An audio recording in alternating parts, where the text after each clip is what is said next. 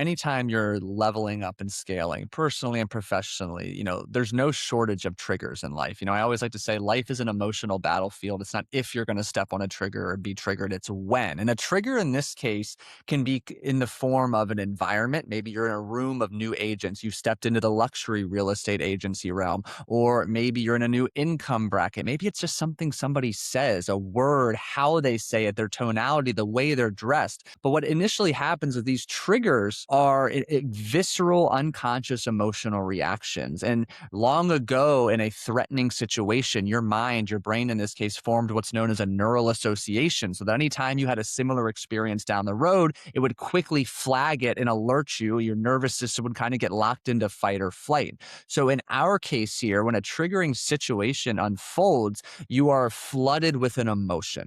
Could be anger, could be fear, whatever it may be. And that emotion then sets in motion a downstream effect of what lens or belief begins to dominate the situation, how you speak to yourself, what behaviors you do or do not engage in, and then obviously what results you do or do not experience. So these destructive mindset programs that are detonated with a trigger are designed to protect you. So if we come back to the original question at hand around the upper limit problem, let's say you have that breakout year, nearly doubling the number of transactions or deals closed, and you see your total income take home pay at the end of the year. It's going to be exciting, of course, but there also might be a part of you that's like, holy crap. And it might be a wave of anxiety that's washed over. And suddenly that wave of anxiety gives way to the belief, I'm not worthy. I'm not good enough. This is a fluke. This wasn't me. And you can hear it in my Right. self-talk in that example. My self-talk changes. It starts to dim my light, the amount of action I take, and so on and so forth,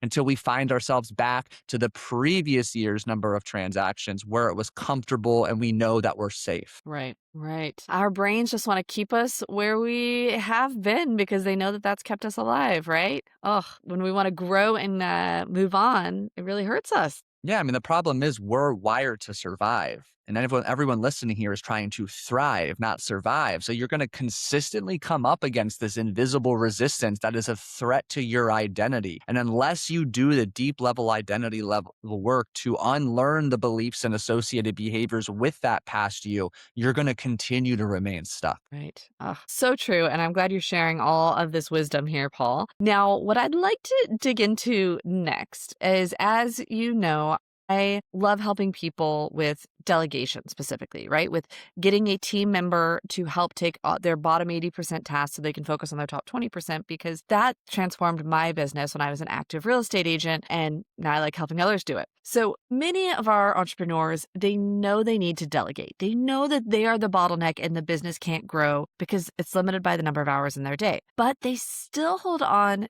to everything. It is so much of it's a mental issue at this point, right? That's why we're talking about it, Paul. You're going to help me help them, right? So what is the identity level shift that someone needs to make to truly trust having support, having delegation and leverage, and let go of doing it all themselves? Yeah, I mean, really begs the question of unpacking your relationship with control. Someone who struggles to delegate clearly is very fixated on maintaining a sense of control. And in my many years doing this, that fixation and need for control typically comes from one of two, we'll call them reasons or experiences. Number one, and perhaps the most unfortunate, is something traumatic has happened to them. And this could be physically, sexually, emotionally, where they've had to navigate a situation to very much protect themselves. So the only way they learn to protect themselves moving forward is to massively maintain a deep sense of control over everything, because that one moment they lost control, something horrendous happened to them. Number two, it comes back to that second core belief I mentioned we all have,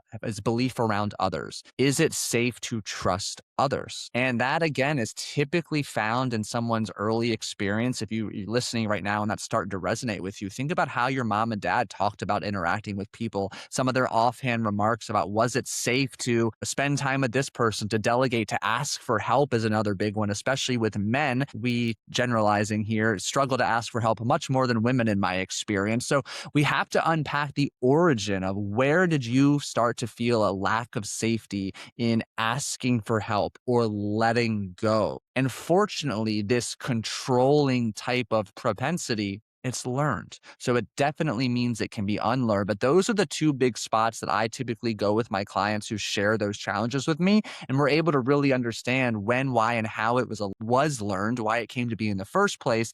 And then we do that work necessary to create a sense of safety, asking for help. Because you know better than I do. Logically, delegation sounds great. I have to do less. I only have to work in my zone of genius.